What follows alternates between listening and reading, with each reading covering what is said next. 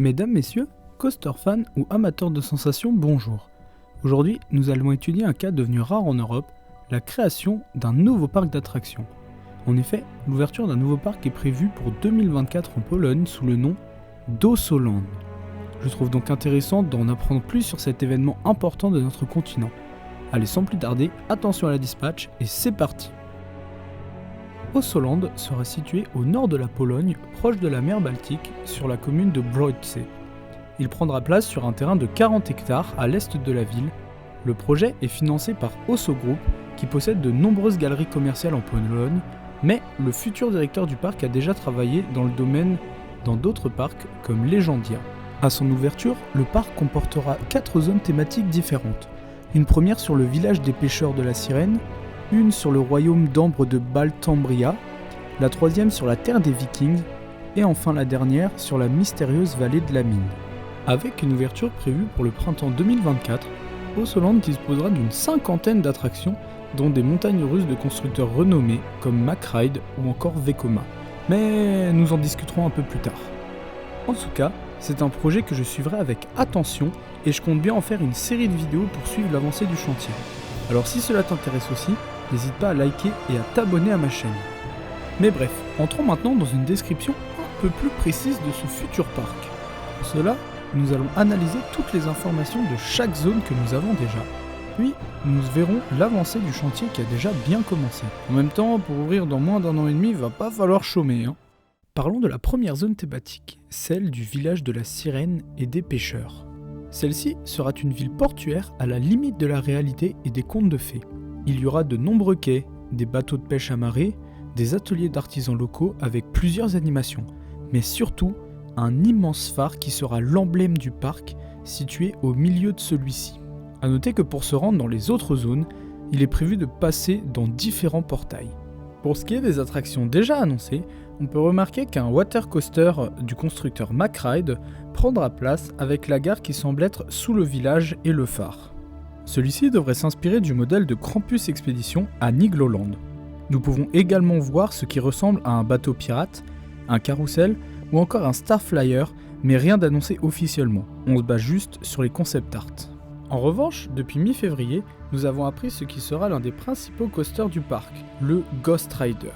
Conçu par Vekoma, celui-ci est un nouveau modèle propulsé d'une longueur de 893 mètres, d'une hauteur de 53 mètres, d'une vitesse max de 117 km/h et d'un parcours composé de 4 inversions et d'airtime qui annonce que du bon.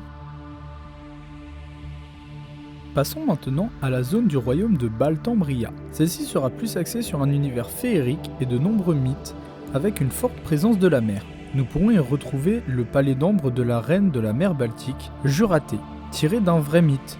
Juraté étant la déesse des sirènes résidant dans un palais d'ambre au fond de la mer Baltique. Il y aura également un majestueux griffon habitant dans un grand arbre au milieu d'une forêt enchantée. Ce griffon rend hommage à la dynastie de Poméranie qui a régné sur une partie de l'Allemagne et de la Pologne au XIIe siècle.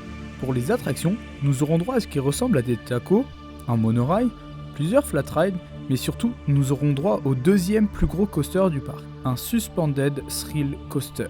Celui-ci étant le nouveau modèle de Suspended du constructeur néerlandais que l'on peut notamment retrouver à Thrill. Pour le parcours, celui-ci devrait faire 32 mètres de haut, 750 mètres de long et doit contenir 3 inversions.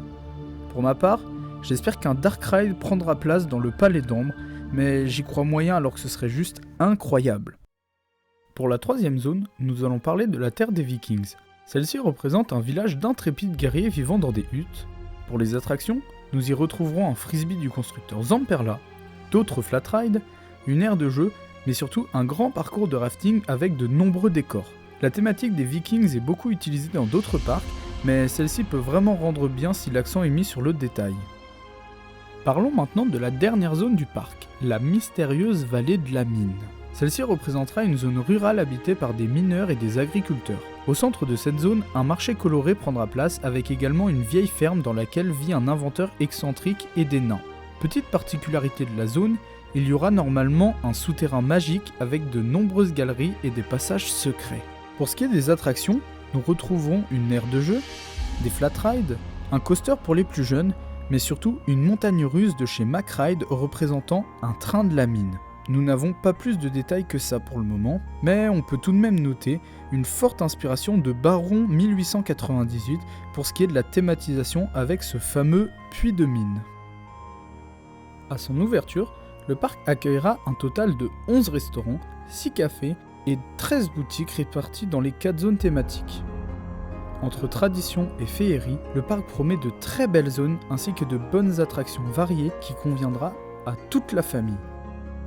Voilà pour cette première vidéo de présentation d'Ossoland, j'espère qu'elle vous a plu. Elle m'a demandé pas mal de travail, notamment de traduction de documents polonais, mais c'est un projet très intéressant que je suivrai avec attention. On se retrouve très vite pour suivre l'avancée du chantier. En attendant, je vous dis à bientôt pour une nouvelle vidéo. Ciao!